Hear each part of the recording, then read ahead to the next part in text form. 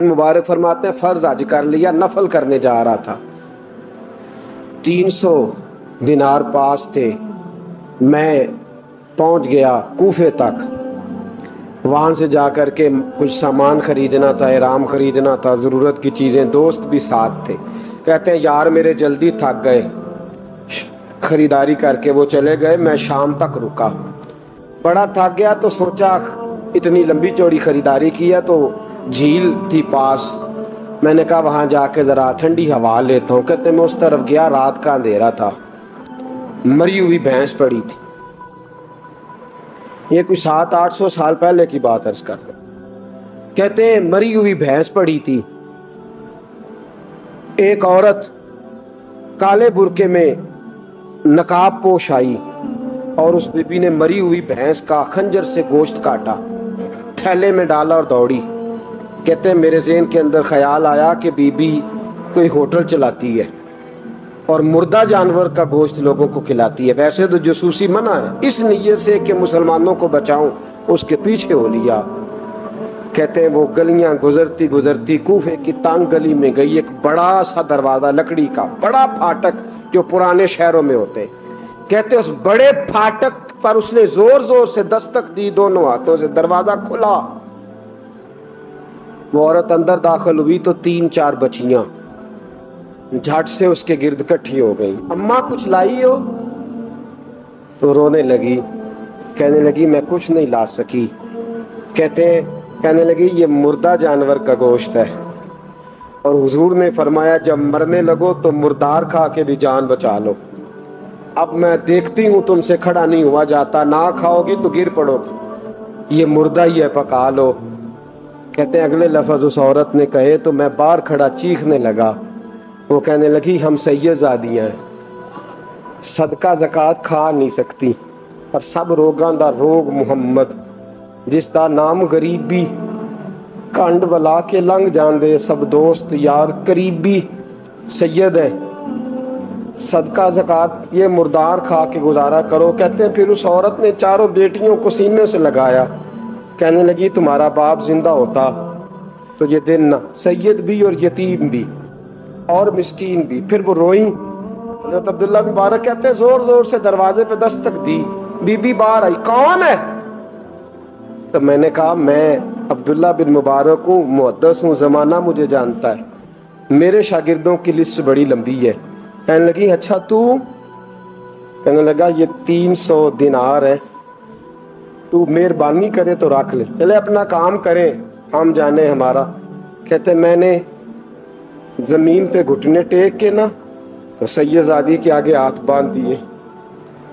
मैंने कहा मैं नौकर हूँ, तुम औलाद हो, मैं खादम हूँ, तुम नस्ल हो, मेहरबानी करो, मेहरबानी मेरे ऊपर मेहरबानी, पैसे रख लो। कहते हैं मैंने वो पैसे दिए, मैं वापस लौटा। यार कहने लगे चल, मैंने कहा नहीं मैंने नहीं आज करना। कहने लगे कोई नया प्लाट लेने का प्रोग्राम बन गया, कोई नई इन्वेस्टमेंट, लोग ताने देते हैं ना, पर जे कर यार दे नाम दा मिले मेना, उन झोली पा लइए पुंजे सुटिए ना, जेकर यार दे नाम दी मिले सूली, झूठा झूठ लइए पिछाटिए ना। कहते मैंने कहा यार जैसे तुम्हारी मर्जी समझ लो, ये मेरा राज है, मैं बताता नहीं। फरमाते लोग हज करने चले गए, मैं वतन आ गया, 6 माह के बाद काफले लौटे। जाग के सुनना जरा बात, मेरे नबी ने फरमाया तू मेरे उम्मती की परेशानी दूर कर, अल्लाह कामिल हज का सवाब देगा। फरमाया मेरे हबीब अलैहिस्सलाम की उम्मती हज़रत अब्दुल्ला बिन मुबारक फरमाते मैं आया हज करके, हाजी आए तो मैं बड़ी हसरत के साथ, मैं घर में रोता था, सोचता था आज वो मिना में होंगे, आज वो मुज़दलिफ़ा अरफात में होंगे, आज वो लोग जमरात की रमी कर रहे होंगे। मैं तड़प के सोचता था आज दर रसूल की हाजिरी दे रहे होंगे। कहते मैं रोता था। जब हाजी लौटे 6 माह के बाद तो हाजिरी देने गया, मिलने गया, पहला दरवाज़ा खोला हाजी साहब ने, मैंने कहा मुबारक हो?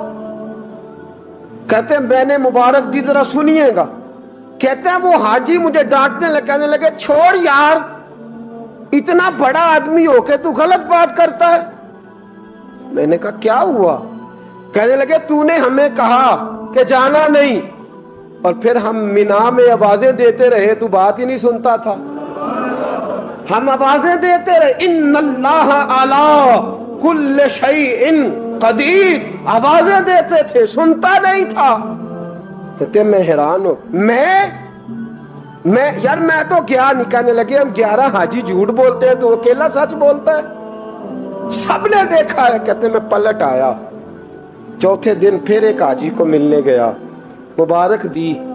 कहने लगा छोड़ किस बात की मुबारक, मैदान अरफात में तो तूने बात भी नहीं सुनी, और यहाँ मुबारके कहते हैं अरफात में। और मैं तो कहने लगे चुप कर, गलत बात भी करता है इतना बड़ा मुहद्दिस हो के। कहते हैं जब आखिरी काफिले आए, आखिरी दिन तो 8-10 काफिले इकट्ठे आए, शाम तक 7 काफिलों से मिला। हर एक मुझे कहने लगा बंदे के पास घोड़ा नया आ जाए, सवारी बड़ी आ जाए, तो यारों से तो मिलना चाहिए ना, तू आवाज ही नहीं सुनता था। फरमाते हैं मैं थक गया कि इलाही माजरा क्या है, मैं तो यहाँ इस शहर की गलियों में फिरता रहा, और ये सारे हाजी क्या क्या रहे हैं।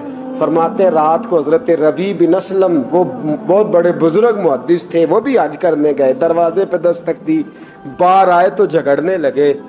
कहने लगे तूने मुझे किस मुश्किल में डाल दिया है।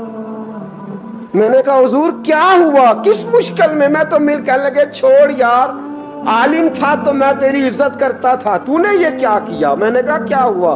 कहने लगे याद नहीं जब तू रोजा रसूल के सामने मिला था, जब नबी पाक के मुवाजे के सामने, तो पैसों वाली थैली मुझे पकड़ा गया, पकड़ अपने पैसे। मैं तो संभालते संभालते थक गया हूँ। कहते हैं यूं सीने से पैसे लगाए, घर आया, इशा पड़ी तो सो गया। मैंने कहा या अल्लाह उकदा खोल दे। रात गहरी हुई, मेरे घर की दीवारें चमकने लगी, नूर फैलने लगा, खुशबू ही खुशबू पूरे शहर को मुअत्तर करने लगी। कहते हैं मैंने आंख झपकी तो सामने अल्लाह के रसूल तशरीफ फरमा, सामने महबूब तशरीफ फरमा है। ख्वाब मेरी विच आया माही, मैं ओदे गल विच पा लईयां बावां, ते डर दी मारी अख भी न खोलां, किते फिर विछड़ ना जावां। फरमाते मैं महबूब पाक की जियारत की तो नबी पाक अलैहिस्सलाम का दीदार करके फूट फूट के रोया। अब मेरा दिल था हुजूर बोले, कोई बात करे, महबूब बोले, लब खोले। फरमाया क्या? हुजूर ने फरमाया मैं तुझे कितने और गवाह भेजूं कि तेरा हज हो गया है। मैं कितने गवाह भेजूं कि हज तेरा बेपरवाही वेख सज्जन दी, जिथे किसे दी पेश ना जावे, उन्हें ताजा वाले दर दर रोले, मंगते हैं तख्त बिठावे, आजम किसे नु कारा मिल दई, किसे नु कारा, किसे नु कारा मिल दई, कोई काबे हो खाली आवे। फरमाया कितने गवाह भेजूं के हज हो गया। मेरे हबीब ने फरमाया उठ के थैली खोल के गेल ले, तूने 300 दिनार दिए थे, मैंने 600 करके वापस किए। फरमाया किन? हजरत अब्दुल्ला बिन मुबारक ने 60 हज फरमाए। उसके बाद कितने हज किए? एक फर्ज किया हुआ था, 61 हो गए। फरमाते मैं बार बार गया, और जब बुलाया सरकार ने खुद ही इंतजाम हो गए। फरमाते हैं बार बार। मेरे हबीब ने फरमाया तू आ चाहे ना आ, रब ने तेरे नाम का फरिश्ता बना दिया है जो कयामत तक तेरी तरफ से हज करता रहेगा, कयामत तक तेरी तरफ से मिना, मुजदलफा, अरफात, जबले रहमत पे आता रहेगा, मेरी बारगाह में दुरूद पढ़ता रहेगा, हज फरिश्ता करेगा, सवाब अल्लाह तेरे नामा अमाल में लिखेगा। मेरे दोस्तों, मेरे नबी ने फरमाया मेरे उम्मती की एक परेशानी दूर कर, अल्लाह कबूल हज का सवाब अता फरमाएगा। गरीबों का हज है कि नहीं? बोले इशराक चाश पढ़, हज है। 2 लोगों की सुलह करा, हज है। उलमा की नौकरी कर, एक एक दफा 70-70 हज तुझे मिलेंगे। और मेरे रसूल पाक सल्लल्लाहु अलैहि वसल्लम ने फरमाया सौखा हज है, सामने अब्बा जी है, सामने अम्मा जी है, बार बार प्यार से देख, बार बार हज कर, बार बार प्यार से देख, और किसी गरीब की मदद कर दे, सड़क पार करा दे, मेडिकल स्टोर से दवाई ला दे, किसी की नौकरी कर दे, बच्चा घर में नहीं, अब्बा जी बीमार हो गए, जा भाग के तू चचा को छोड़ा डॉक्टर तक, तू नेकी कर, اللہ تجھے پورے حج کا ثواب عطا فرمائے گا. حج بڑے ہیں, کرنے کی تیاری کرو. موسیٰ علیہ السلام نے اللہ کی بارگاہ میں ایک دفعہ عرض کی, مالک میں تیرا شکریہ کیسے ادا کروں, میں تیری کوئی چھوٹی سی چھوٹی بظاہر نعمت بھی دیکھتا ہوں تو سوچتا ہوں ساری عمر بھی عبادت کروں تو اس نعمت کا بھی شکر ادا نہیں ہوتا. وہ جو ان کے دل کی گہرائیوں میں بات ہے وہ اپنے جذبات کا اظہار کر رہے ہیں. حضرت موسیٰ کلیم عرض کرتے, مالک میں تیری چھوٹی سی چھوٹی نعمت بھی کبھی دیکھتا ہوں نا تو سوچتا ہوں ساری عمر بھی اس کے لیے عبادت کروں, جھکا رہوں سجدے میں, تو اس نعمت کا شکر ادا نہیں ہو سکتا تو ساری نعمتوں کا کیسے کروں. تو جب یہ جملہ کہا نا حضرت موسیٰ نے تو رب کریم نے فرمایا, اے کلیم اب آپ نے میرا شکر ادا کیا ہے. یہ سمجھیں آپ اس پہلو کو, یعنی جب یہ احساس پیدا ہو گیا نا کہ چھوٹی سی چھوٹی نعمت کا بھی شکریہ ادا کرنے کی طاقت ہم میں, فرمایا اب تو نے شکر ادا کیا ہے, اب سمجھ آئی ہے شکر کی. او میرے عزیز, جب مزاج شکر والا ہو, طبیعت شکر والی, ہر وقت مالک کا شکر, ہر وقت مالک کا شکر, ہر وقت مالک کا, یہ مزاج کا بھی پیدا. حضرت داؤد علیہ السلام نے اللہ کی بارگاہ میں عرض کی, مالک مجھے بتا تو صحیح, ایک نعمت کا شکر ادا کر کے میں اسے دیکھتا ہوں تو ساتھ ہی مجھے دوسری نظر آ جاتی ہے, اس کا شکر ادا کرتا ہوں تو تیسری نظر آ جاتی ہے, تیسری کا شکر ادا کرتا ہوں تو چوتھی. تو مالک نعمتیں اتنی زیادہ ہیں, آخر میں شکر کیسے ادا کروں. تو رب کریم نے فرمایا, اے داؤد آپ تو اپنے رب کی معرفت پانے لگ گئے ہیں, کو تو معرفت ہونے لگ گئی ہے, معرفت الہی پا گئے آپ.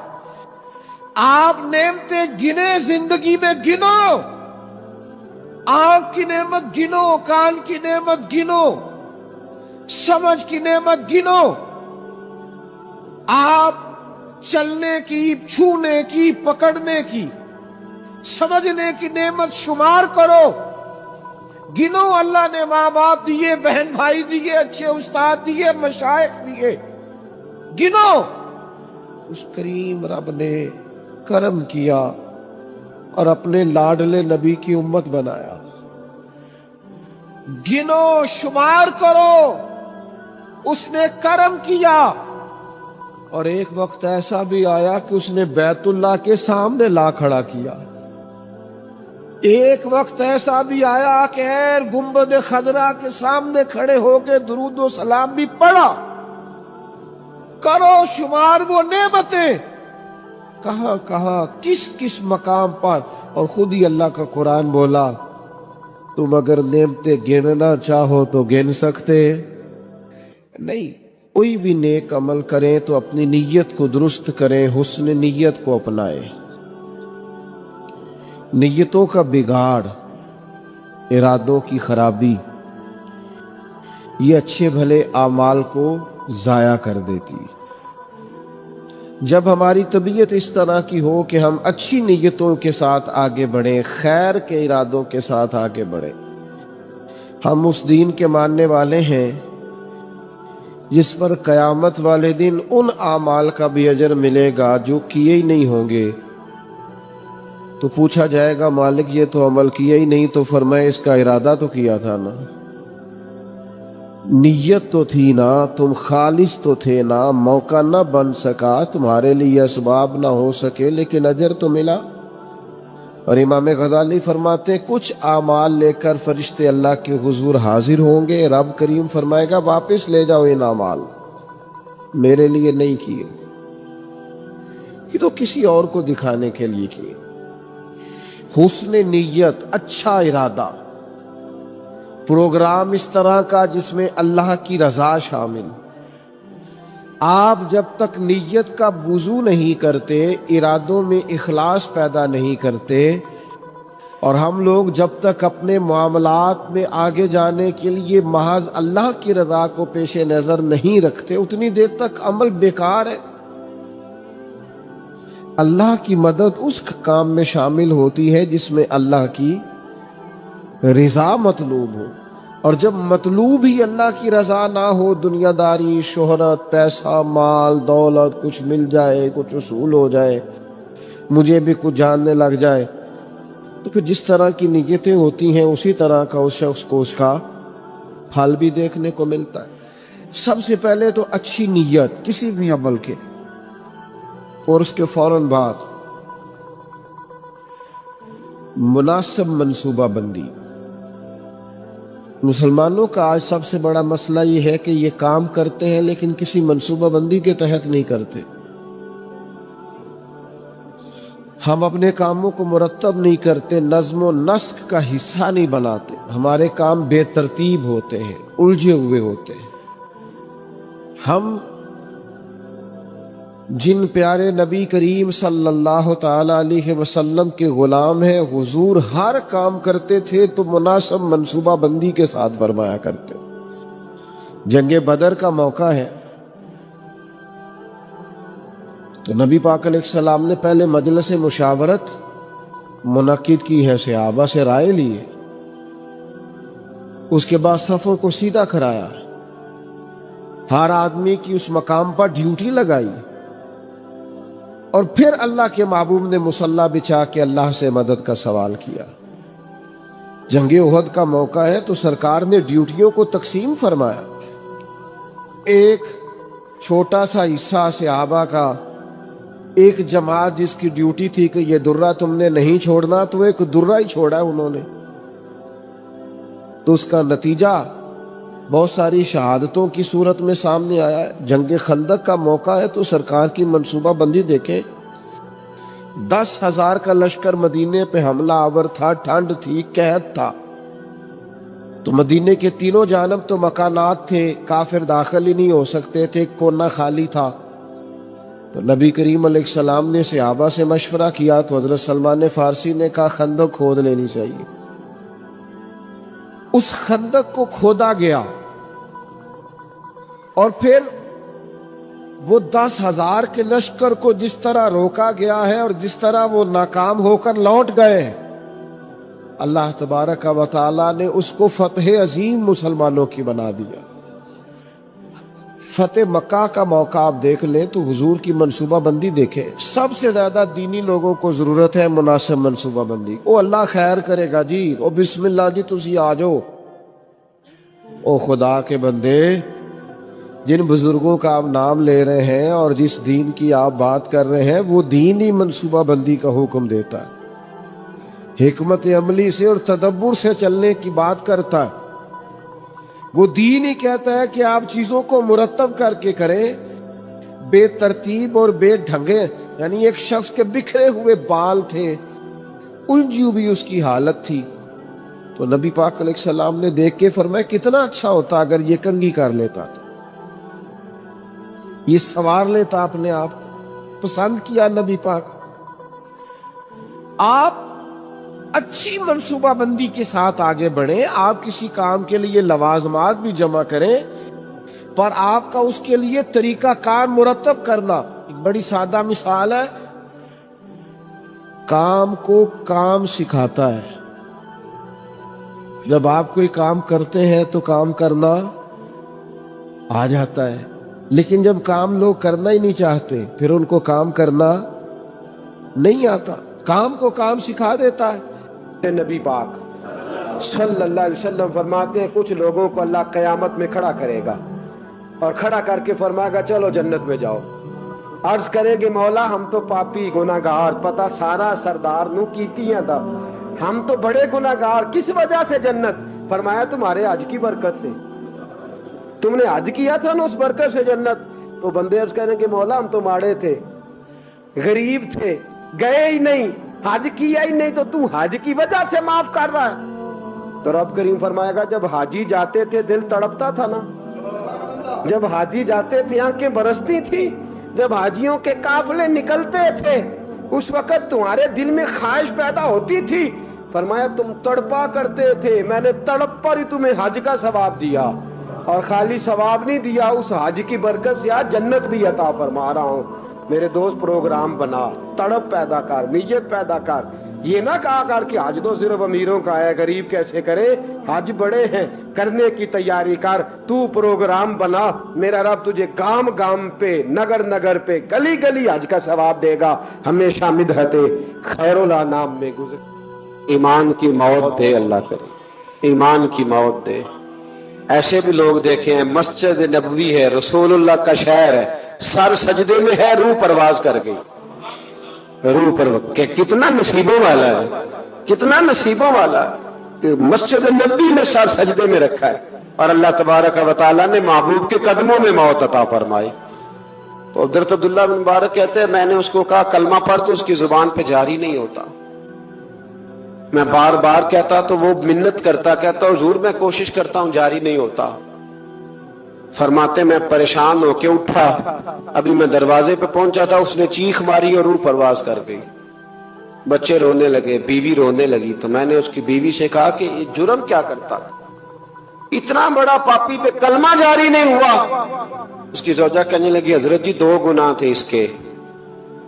एक तो ये शराब का आदी था, रोकती थी बाज नहीं आता था, और दूसरी बात यह कि ये अपनी अम्मा का नाफरमान था। वो 2 गलियां छोड़ के रहती है, ये कभी मिलने नहीं गया था।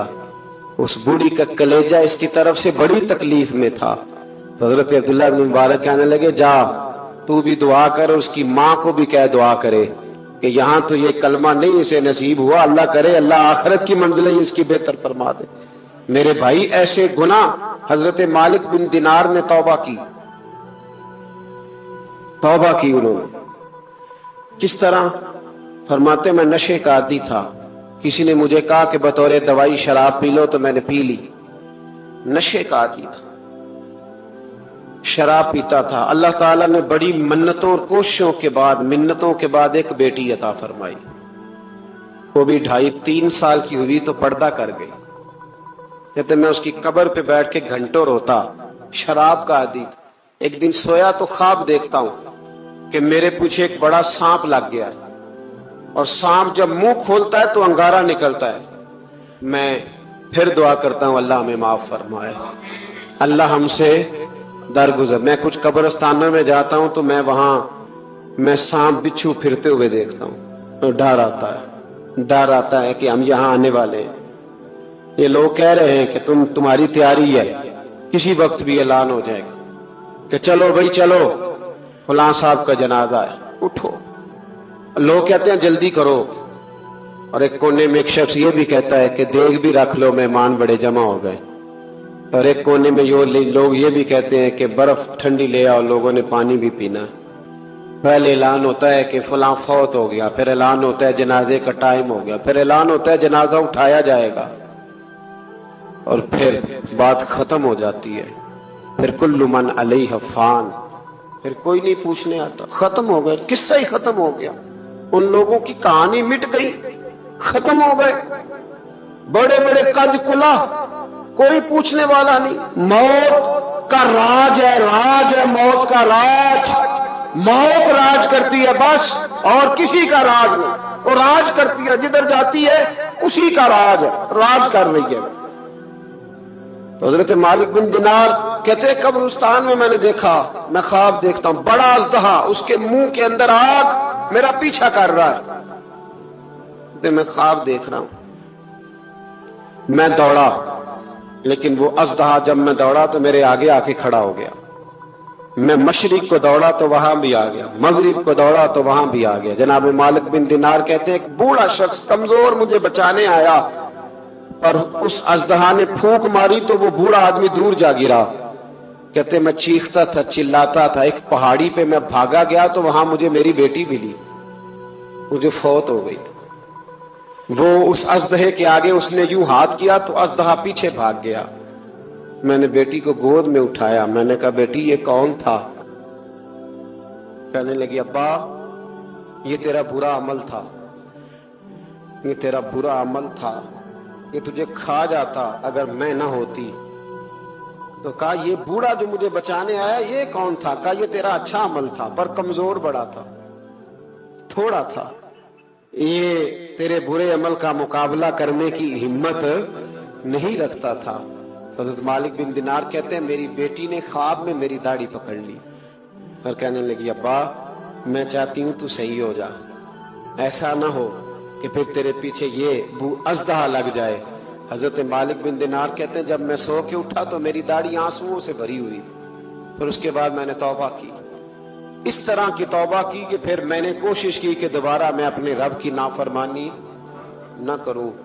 حضرت عبداللہ ابن عباس فرماتے تھے جو دنیا میں ہنس ہنس کے گناہ کرتے ہیں نا,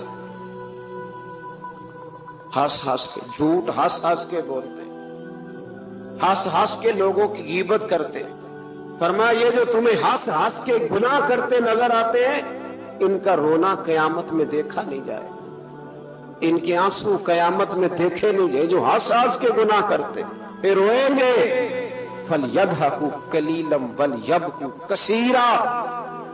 حضور فتح مکہ کے لیے تشریف لے گئے تو نبی پاک علیہ السلام نے صحابہ کرام سے فرمایا ہر آدمی اپنی الگ سے آگ جلائے گا کھانا پکانے کے لیے. ایسا ہوتا نہیں تھا روٹین میں, مطلب اب کھانا پکانا ہے 500 کا 1000 آدمی کا تو ٹھیک ہے ایک جگہ پہ کھانا پک سکتا ہے, دیگیں پکا نہیں لیتے ہم لوگ. فرمایا ہر مجاہد اپنا چولہا جلائے. تو جب 10,000 چولہے جلے تو ان کے ذہن میں تو نہیں تھا نا کہ ایک ایک بندے نے جلایا ہے. وہ جب چڑھے پہاڑیوں پر کفار مکہ اور انہوں نے منظر دیکھا تو انہوں نے کہا یہ تو گویا لاکھوں لوگ آ گئے, یہ تو بڑا عجیب صورتحال ہے. ان پر تو رعب طاری ہو گیا, اور وہ جو تھوڑا بہت مزاحمت کرنا چاہتے تھے جناب ابو سفیان نے واپس آ کے کہا سی بھی نہ کرنا, کیونکہ جتنا بڑا وہ لشکر ہے. جناب عباس سے کہنے لگے حضرت ابو سفیان ابھی مسلمان نہیں ہوئے تھے, کہنے لگے دیکھیے آپ کے بھتیجے کس شان و شوکت سے مکے میں داخل ہوئے. اسلام کسی کو دقت نہیں دیتا, لیکن نبی پاک علیہ السلام نے فرمایا فتح مکہ کے موقع پر کہ تنگ گلیوں سے داخل ہونا ہے ہم نے مکے میں, کشادہ گلیاں موجود ہیں, کیوں تنگ گلیوں سے داخل ہونا ہے؟ جب تنگ گلیوں سے لشکر گزرتا تھا تو گھوڑا گزرا, دوسرا گزرا, تیسرا گزرا, یہ تو گھنٹوں پتہ نہیں کتنا کو لمبا لشکر ہے, ان کو سمجھ ہی نہیں آ رہی. آپ مناسب منصوبہ بندی کریں, آپ کا انداز خوبصورت ہو, آپ بہترین طرز کے ساتھ کام کریں, پھر آپ کو اندازہ ہوگا کام کیسے کرنا ہے. ہمیں نہ لوگ کام نہیں کرنے دیتے. لوگ پتہ کیا کہتے ہیں, او بسم اللہ پڑھو جی اللہ خیر کرے گا. او بھائی اللہ تو خیر کرے گا, پر رب کریم نے بھی تو اصول دیے ہیں نا, سارے جانوروں کی قربانی نہیں ہوتی. جانور بھی مخصوص ہوگا, اس کی عمر بھی مخصوص ہوگی, وقت بھی مخصوص ہوگا, ایام بھی مخصوص ہوں گے, طریقہ کار ہو. آپ بے ترتیب جب کام کرتے ہیں تو اس میں الجھاؤ پیدا ہوتے ہیں. مناسب منصوبہ بندی, ایک اچھی ترتیب, ایک منظم. میں شروع میں جب ہم نے محفلوں کا آغاز کیا تو میں نے دعا کا ٹائم لکھنا شروع کیا, اتنے بجے دعا ہو جائے گی. تو لوگ مجھے کہنے لگے آپ عجیب آدمی ہیں, اتنے بجے دعا ہو جائے گی, یہ کیسے ہو سکتا ہے, لوگ تو آتے ہی نہیں. صرف 2 دفعہ ایسا ہوا ہے, زیادہ نہیں, کہ دعا کے بعد لوگ آئے اور انہوں نے کہا محفل ختم بھی ہو گئی. 2 دفعہ. پھر ان کو پتہ چل گیا کہ یہ واقعی ختم کر دیتے, پھر ٹائم پہ آنے لگ گئے. کوئی لمبی محنت نہیں کرنی پڑی, کوئی ہمیں زیادہ نہیں وہ کرنا, کچھ بھی نہیں, کوئی ہمیں زیادہ اس میں دشواری نہیں ہوئی. آپ نظم بنائے, نظم. میں جن محافل میں شرکت کرتا ہوں دوستوں کو پتا ہے یہ ٹائم پہ آتا ہے, اور وہ تیار ہوتے ہیں, لوگ بھی ذہنی طور پر تیار ہوتے ہیں. آپ منصوبہ بندی بنائیں کسی چیز کی، آپ اس منصوبے کے مطابق چلیں، چیزیں ٹھیک ہو جاتی ہیں. لیکن ہمارے ہاں نظم ہی نہیں ہے، منصوبہ بندی نہیں، کسی کام کو کرنے کا کوئی طریقہ نہیں ہم وضع کرتے، ہماری ترتیب نہیں ہے. جب تک آپ مرتب نہیں ہیں، یہ ہمارے حکیم الامت مفتی احمد یار خان صاحب نعیمی،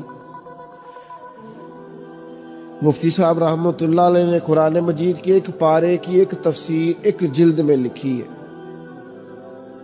ایک پارہ اور ایک جلد پڑھا ہے مشکات کی شرح کی. کسی نے ان سے کہا اتنا کچھ لکھا ہے آپ نے، پڑھا نہیں جا سکتا.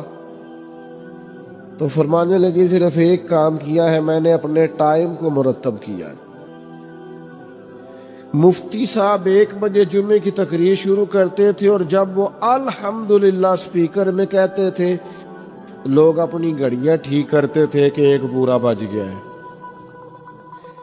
ہم کوئی ترتیب ہی نہیں، وقت کا ضیاع ہے. 2-4 چیزیں ایسی ہیں جن پر بالکل فوکس ہے لوگوں کا، وقت کو ضائع کرے، کوئی ترتیب نہیں. تو مناسب منصوبہ بندی. تیسری بات،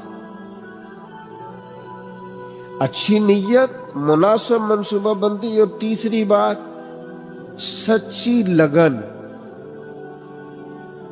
جب تک آپ میں لگن نہیں ہوتی، آپ تھوڑی دیر کام کر کے اکتا جاتے ہیں، مسلسل نہیں کر پاتے. یہ طلب جب پیدا ہوتی ہے، یہ لگن جب پیدا ہوتی ہے، پھر کام ہوتا ہے. آپ کے اندر لگن ہی نہیں ہے تو کام کیسے ہوگا؟ وہ تڑپ ہی نہیں ہے، کچھ کرنا ہی نہیں چاہتے، مزاج ہی نہیں ہے، کیسے کام ہوگا؟ کام ہو جاتا ہے، صرف اس کے لیے آپ مسلسل محنت کریں. مسلسل پتھر پہ پانی پڑے متصل تو بے شبہ گھس جائے پتھر کی سیل. پانی کا ایک قطرہ کبھی بھی سیمٹ میں سوراخ نہیں کر سکتا، لیکن اگر مسلسل گرتا رہے نا تو وہ سیمٹ میں بھی سوراخ کر دیتا ہے. پلستر والی پکی جگہ ٹائلوں والی میں بھی وہ گھس جاتا ہے. کیوں؟ کہ مسلسل ہے نا، استقامت ہے نا، لگن ہے نا، لگن سے کام کرے. وہ بہت سارے دوست آ کے مجھ سے کہتے ہیں میں بڑے ہی کام کیتے نے کوئی کامیاب نہیں ہویا. میں کہو بڑے چھاڑ دے تو ایک ہی کار، انہوں 4 دن چاج نال کار ٹھیک ہو جائے گا. بڑے کرنے کے چکر میں کوئی بھی نہیں ہوتا. ایک کرے، لگن سے کرے، محنت سے کرے، جد و جہد سے کرے، اپنی ساری صلاحیتیں لگا دے. آپ اس کے اندر پورے طور پر لگ جائیں، آپ مضبوط ہو جائیں گے، آپ کے اندر توانائی آ جائے گی. تو ایک تو اچھی نیت، مناسب منصوبہ بندی، اور پھر اس کے بعد لگن، اور پھر چوتھی بات کہ آپ اس کام کو جب آپ نے کر لیا، وہ پایا تکمیل تک پہنچ گیا، اب آپ نے کہنا ہے میں نے نہیں کیا، یہ میرے رب کریم نے کیا. اب آپ کی طبیعت کا شکر، آپ کے مزاج کا ٹھہراؤ، اب آپ کے اندر کی عاجزی، یعنی نبی پاک علیہ السلام 10,000 کا لشکر لے کر مدینہ طیبہ میں داخل تو ہو گئے،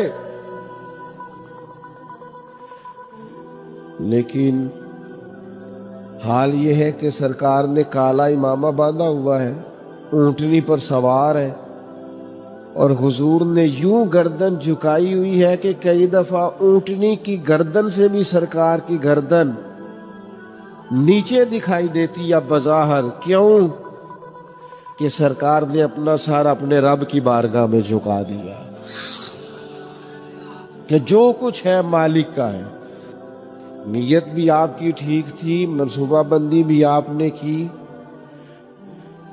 اور پھر اس پر لگن بھی آپ کی تھی, پر جو نتیجہ نکلے گا اس میں آپ شکر اللہ کا ادا کریں گے.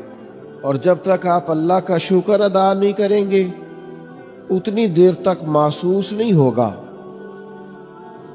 کہ آپ کی توجہ اللہ کی جانب ہے. قرآن مجید نے کہا لَئِن شَكَرْتُمْ لَأَزِيدَنَّكُمْ, اگر کرو گے نہ شکر تو میں نعمتوں میں اضافہ کر دوں گا.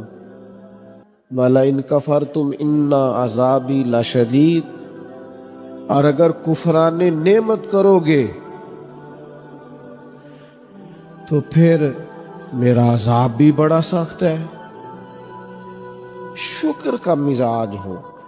حضور علیہ السلام نے فرمایا قیامت والے دن کہا جائے گا وہ حمد کرنے والے کہاں ہیں؟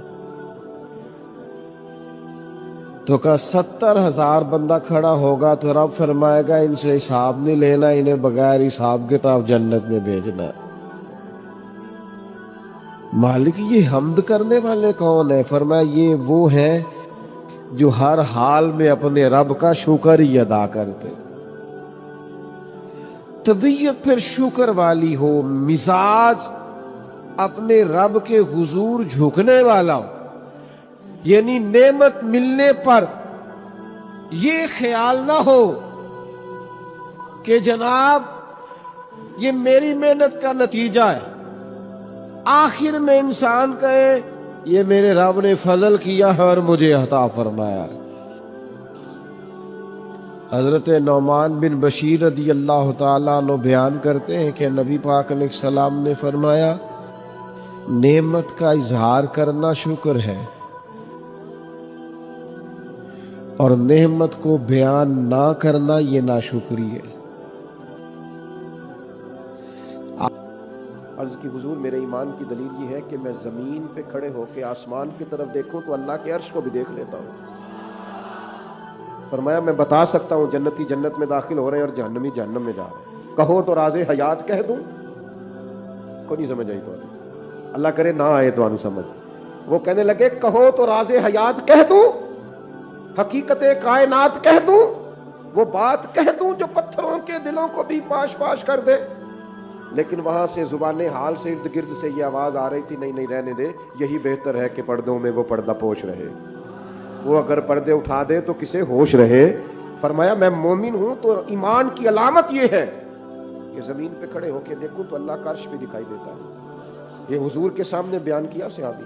آپ کیا سمجھتے ہیں ایمان معمولی چیز کا نام ہے؟ تو میرے عزیز ایمان کی مضبوطی حاصل ہوتی ہے قرآن مجید پڑھنے سے. پھر ارشاد فرمایا وَعَلَىٰ رَبِّهِمْ يَتَوَكَّلُونَ, وہ اپنے رب پر بھروسہ کرتے ہیں. دنیا داروں پر بھروسہ کرنا چھوڑ دیں, مالداروں پر بھروسہ کرنا چھوڑ دیں, امیر رشتہ داروں پر بھروسہ کرنا چھوڑ دیں. وہ جن دوستوں نے آپ سے کہا نا کوئی کام ہو جاتے دسیا جی, کوئی حکم ہو جاتے, ان پہ بھروسہ کرنا چھوڑ دیں آپ. تو پھر دسیا جی تو پھر وہ تمہیں دسن گے. کوئی کام ہو جاتے, کوئی حکم ہو جاتے, پھر تسا حکم دسنا ہے تو انہیں کہنا تو کل دسنا سی سویرے ہی منڈا ٹوریا میں. تو میرے عزیز بھروسہ اللہ پہ, بھروسہ اللہ پہ, خوب اپنا اعتماد پکا کر لیں. ایک روایت میں نے جمعے میں سنائی تھی, میرا دل کرتا ہے آج پھر سناؤں گا. فرمایا دو لوگوں کو نا قیامت والے دن حکم ہوگا کہ دونوں ان کے اعمال معاذ اللہ ایسے تھے کہ ان کے لیے حکم ہے دونوں دوزخ میں چلے جائیں. ایک نے دوڑ لگا دی, بھاگتا ہوا جا رہا ہے جہنم کی طرف. دوسرا 2 قدم اٹھاتا ہے پھر پلٹ کے پیچھے دیکھتا ہے, پھر 2 قدم اٹھاتا ہے پھر پلٹ کے پیچھے دیکھتا ہے. دونوں کو واپس بلا لیا, دوزخ کا دروازہ آ گیا, بلا لیا. دلوں کے حال جاننے والا رب پوچھتا ہے بھئی تو بڑا بھاگ کے دوزخ کی طرف گیا ہے؟ پتہ اللہ کو ہے سارا. پوچھتا ہے تو بڑا بھاگ کے گیا ہے, تو وہ بڑا رند مزاج اور بڑا انوکھا آدمی تھا. کہنے لگا مالک تیری زندگی میں مانی نہیں, تو آج تو نے حکم دیا دوزخ میں جاؤ, تو میں نے کہا چلو ایک ہی مان لو, رب کی طرح دوڑ کے جاتا ہوں, دوڑ کے جاتا ہوں. چلو مانو, حکم تو رب کا ہے نا, چلو جو بھی ہے اللہ نے حکم دیا ہے نا, تو جس بات کا بھی دوڑ گیا. تو کریم نے دوسرے سے کہا تو بڑے دھیمے دھیمے قدم اٹھاتا ہے, پلٹ پلٹ کے دیکھتا ہے, پلٹ پلٹ کے دیکھتا ہے. تو وہ رو پڑا, کہنے لگا مالک میرا تیری رحمت پہ بھروسہ بڑا مضبوط تھا, مجھے پتا تھا بے شک فیصلہ ہو گیا ہے, پر تو نے معاف کاری دینا, تو نے کرم کاری دینا ہے. کریم جب غالب آتا ہے تو کرم کاری دیتا ہے. تو نے معاف کر دینا, مجھے امید تھی, حکم بھی ہو گیا, فیصلہ بھی ہو گیا, میں دوزخ کی طرف جانے بھی لگا, پر بار بار اندر سے آواز آتی تھی پریشان نہ ہو, آواز آئے گی, پریشان نہ ہو وہ بلائے گا, پریشان نہ ہو رحمت ہو جائے گی. مالک دوزخ کا دروازہ آ گیا, پر میرا تیری ذات پر بھروسہ نہیں ٹوٹا, اور جب تیری آواز آئی نا کہ واپس آؤ, تو میرے گویا اندر ہی اندر نعرے لگنے لگے کہ آ گئی ہے نا آواز, ہو گیا نا کرم. تو اللہ نے فرشتوں سے فرمایا دونوں کو جنت میں داخل کر دو. آج آپ دیکھ لیں, غریب تو بتاتا ہے میں غریب ہوں, کبھی امیر نے بھی بتایا میرے پاس کتنے پیسے ہیں. حالات خراب ہونے پر تو لوگ اظہار کرتے ہیں, صحیح ہونے پر بھی کرتے ہیں. ہماری طبیعت کا تقاضا ہی نہیں ہے, بیان نعمت ہے ہی نہیں, بلکہ قرآن مجید نے یہ شکوہ کیا ہے کہ جب انسان کو تکلیف پہنچتی ہے تو رب کو یاد کرتا ہے, اور جب آسانی ہو جاتی ہے تو سب سے پہلے مالک کو بھولتا ہے. اللہ کی بارگاہ کا شکر, او گن تو صحیح یار کبھی نعمتیں خدا کی کتنی زیادہ. ہر وقت تیری طبیعت جھکی رہے گی اپنے مالک کی بارگاہ. اور پھر یہ جو شکریہ ہے نا, یہ فطرت ہے, فطرت. جب آپ شکر گزار ہوتے ہیں تو اس کا مطلب ہے آپ فطرتاً ایک خوبصورت انسان ہے. آپ نے کبھی جانور دیکھا ہے وہ بھی شکر ادا کرتا ہے؟ کاٹنے والا جانور بھی ہو تو وہ اپنے مالک کو نہیں کاٹتا. کیوں؟ کہ وہ کہتا ہے یہ مجھے چارہ کھلاتا ہے, یہ مجھے پانی پلاتا ہے, یہ دھوپ چھاؤں میں میرا خیال رکھتا ہے. یعنی آپ کا پالتو جانور کاٹنے والا بھی ہو اور آپ اس کا زخم بھی صاف کر رہے ہو تو وہ آپ کو کاٹتا, یعنی جانور بھی کہتا ہے کہ یہ میرا محسن ہے, اور وہ محسن کا شکریہ ادا کرتا ہے. شکریہ ادا کرنا تو فطرت ہے. نبی پاک علیہ السلام نے فرمایا جس نے لوگوں کا شکریہ ادا نہیں کیا اس نے اللہ کا بھی کوئی نہیں کرنا. مزاج تشکر والا رکھنا, یعنی قرآن مجید نے کہا, رب فرماتا ہے میرا بھی شکر ادا کرو اور اپنے والدین کا بھی شکریہ ادا کرو. جو دعا سکھائی ہے وہ دعا بھی شکریہ والی ہے. وَقُلْ رَبِّ ارْحَمْهُمَا كَمَا رَبَّيَانِي صَغِيرًا. یا اللہ ان دونوں پہ رحم فرما, جب میں چھوٹا تھا تو انہوں نے میری پرورش کی تھی. یعنی یہ دعا بھی شکر کے طور پر ہے کہ مالک انہوں نے مہربانی بڑی کی ہے. شکر فطرت ہے. اگر آپ شکر گزار نہیں ہیں, مزاج آپ کا شکریہ والا نہیں ہے, یہاں نا بڑا مشکل آگے ہو گیا ہے لوگوں کے لیے. تشکر نہیں, طبیعت ہو, وفاداری نہیں, مزاج نہیں.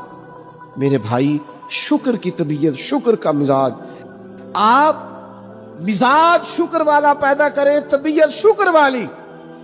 میں نے زندگی میں صرف ایک ہی چیز محسوس کی ہے کہ یار جتنی نعمتیں ہم ان کا شکر ادا کرنے کی طاقت ہی نہیں رکھتے.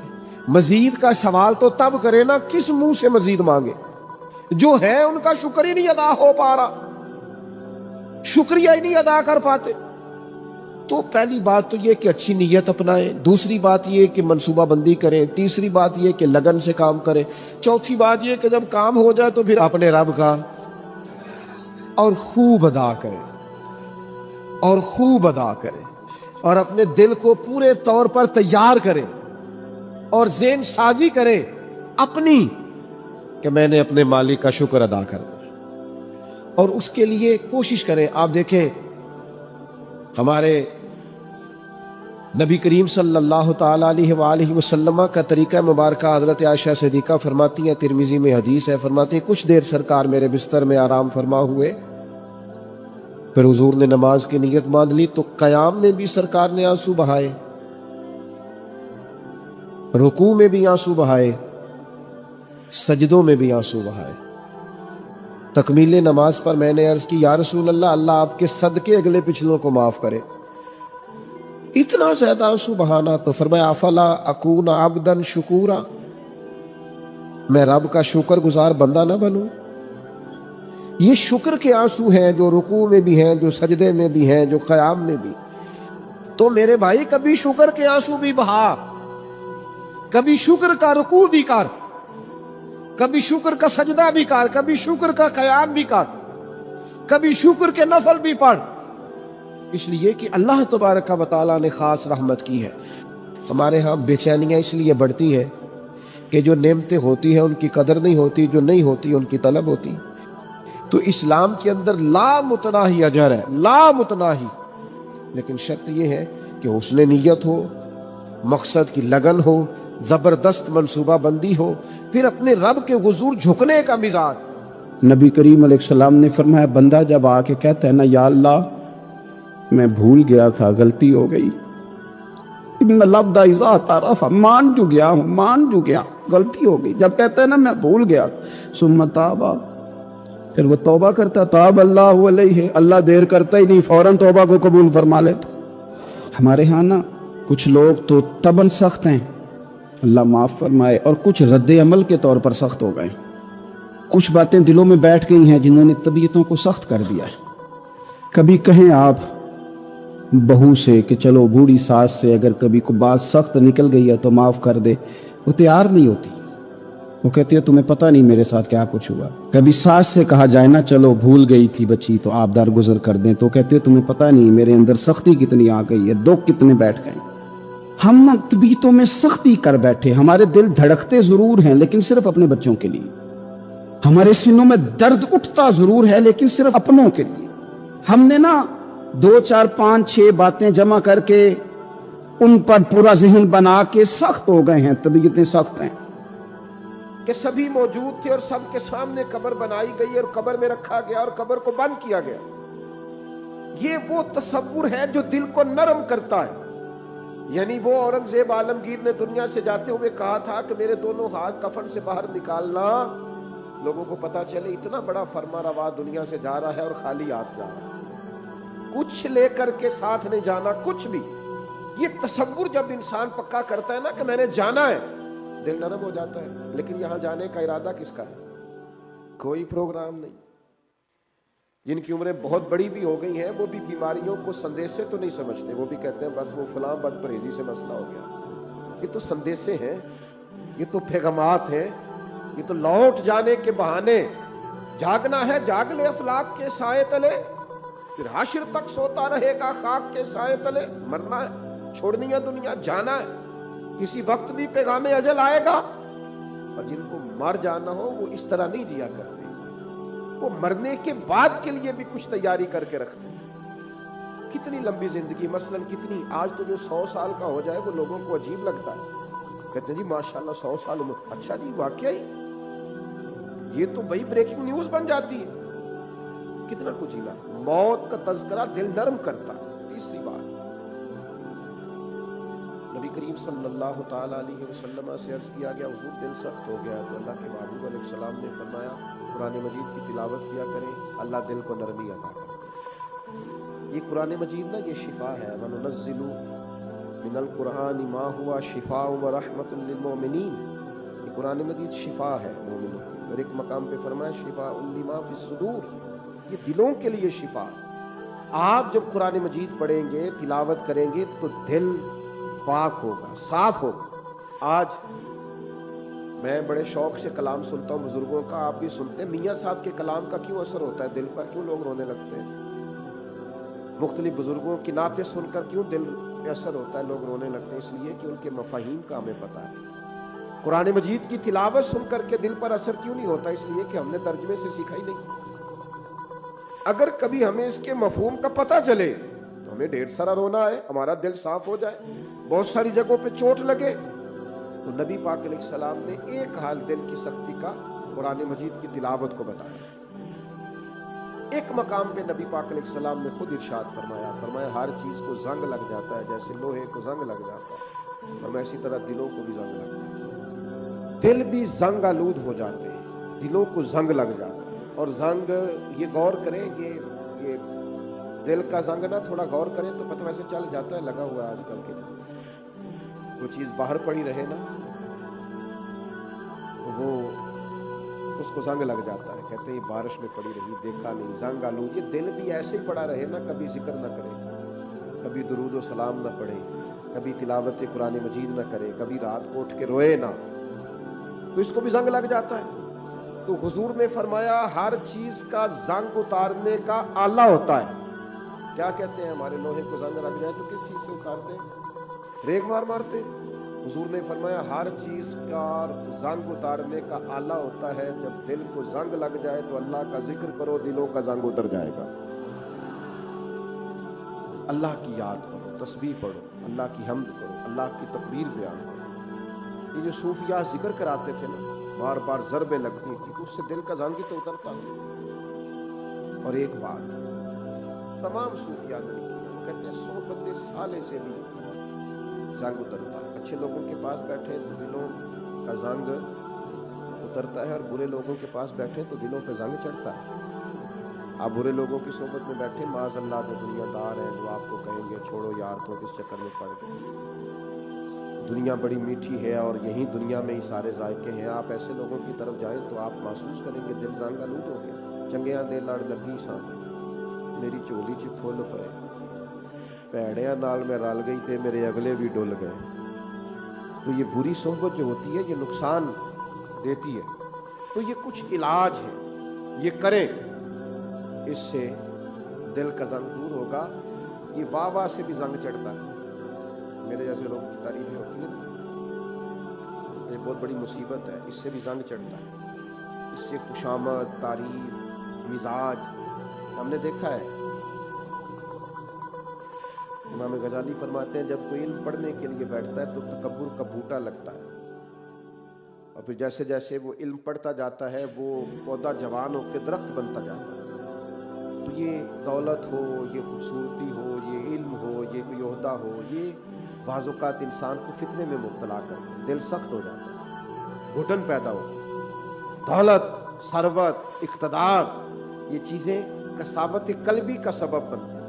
دل کی نرمی کیسے ہوگی؟ قرآن پڑھا جائے، اللہ کا ذکر کیا جائے، موت کو یاد کیا جائے، یتیم کے سر پہ ہاتھ پھیرا جائے، اچھوں کی سنگت اختیار کی جائے تو دل کا زنگ اتر جاتا ہے. دوسرے نمبر پر ارشاد فرمایا کہ جب قرآن مجید کی آیتیں پڑھی جائیں تو ایمان ترقی پاتا ہے. قرآن مجید کو سیکھنا شروع کریں، قرآن مجید کو پڑھنا شروع کریں، قرآن مجید کے ساتھ اپنے تعلق کو مضبوط کریں. ہم جس ملک میں رہتے ہیں نا، یہاں ہر چیز کو مشکوک بنا دینا کچھ لوگوں کا مزاج بن گیا. کوئی اعلیٰ سے اعلیٰ شخص آپ اٹھا کے لے آئے، 5-10 لوگ اس کے بارے میں بھی کوئی نہ کوئی مخالفانہ بات کرتے آپ کو نظر آئے. یاد رکھیے گا کہ بہترین بدلہ یہ ہوتا ہے کہ کسی شخص سے بدلہ لینا ہو، انتقام لینا ہو، کہ اس کی پیاری چیزوں کو مشکوک بنا دیا. کبھی لوگ نفل نمازوں کو مشکوک بناتے ہیں معاذ اللہ، کبھی درود و سلام کے مختلف انداز کو مشکوک بناتے ہیں، کبھی لوگ کسی چیز پر تنقید کرنا شروع کر دیتے ہیں، کبھی کسی چیز پر تنقید کرنا شروع کر. اب میں کچھ سالوں سے دیکھ رہا ہوں ہمارے ملک میں تراویح کے مسئلے میں لوگوں کو بڑا پریشان کرتے ہیں. چھوڑیں جی، کوئی یہ ضرورت نہیں ہے، کوئی باقاعدہ نماز ہی نہیں ہے، یہ کوئی فرض واجب نہیں ہے. کس نے کہا ہے فرض واجب؟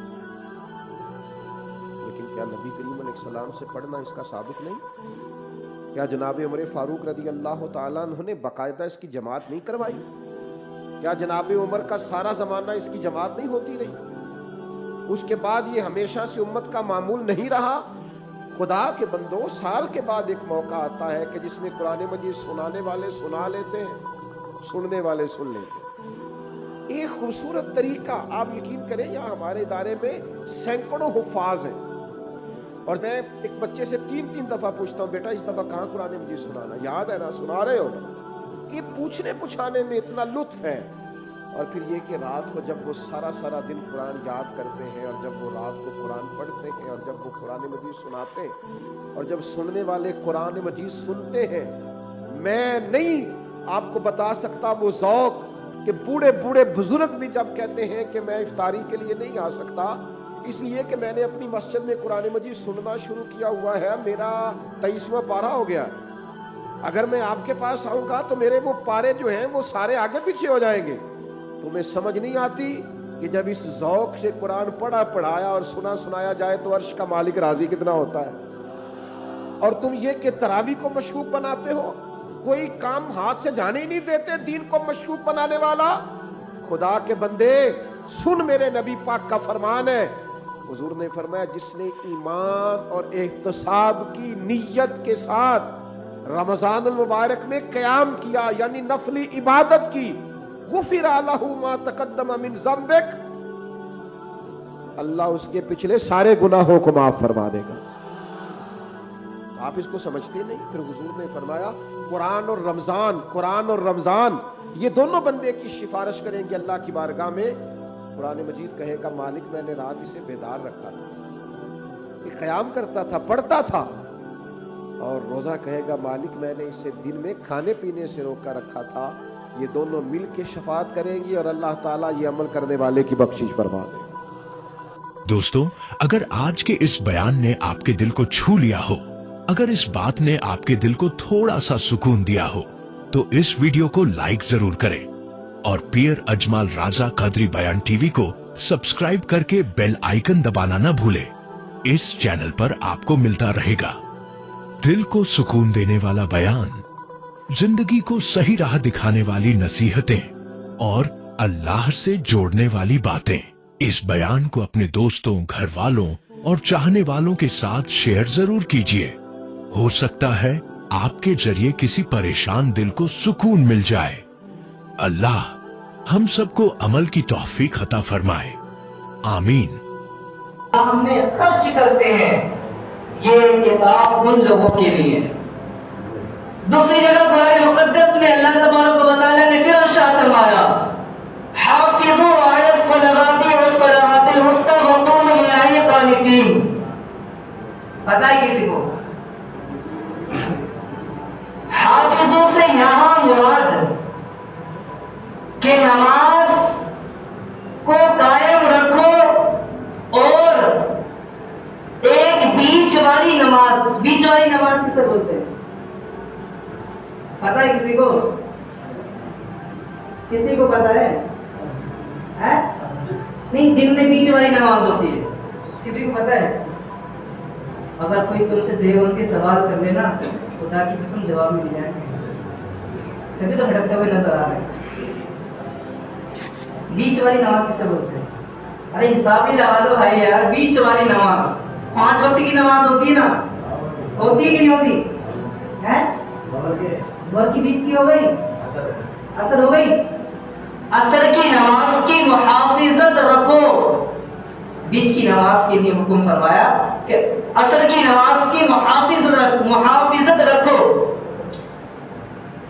اور اللہ تبارک و تعالیٰ نے قرآن مقدس کے اندر ارشاد فرمایا پہلے پارے کے اندر ہی وَأَقِيمُوا الصَّلَاةَ وَآتُوا الزَّكَاةَ وَارْكَعُوا مَعَ الرَّاكِعِينَ۔ پتہ ہے کس کو؟ بس ہم لوگ نام کے مسلمان، ہم سے کوئی سوالات کرنے لگے تو ہمارے پاس جوابات بھی نہیں۔ فقط سننا بڑی بات نہیں میرے بھائی، اس پہ عمل کرنا۔ آپ عمل کرنے چھوٹی سی بات پر، اور اسی بات کو کسی انسان کو اگر درجے غلیل دیں گے، اس کو ہدایت دیں گے، اللہ کی قسم آپ کو کہنے کی دیر نہیں ہوگی، الحمدللہ وہ کام خود کرنے لگے گا۔ مومن کی تو یہ بات ہے وَأَقِيمُوا الصَّلَاةَ وَآتُوا الزَّكَاةَ وَارْكَعُوا مَعَ الرَّاكِعِينَ۔ نماز قائم کرو اور زکات ادا کرو اور رکوع کرنے والوں کے ساتھ نماز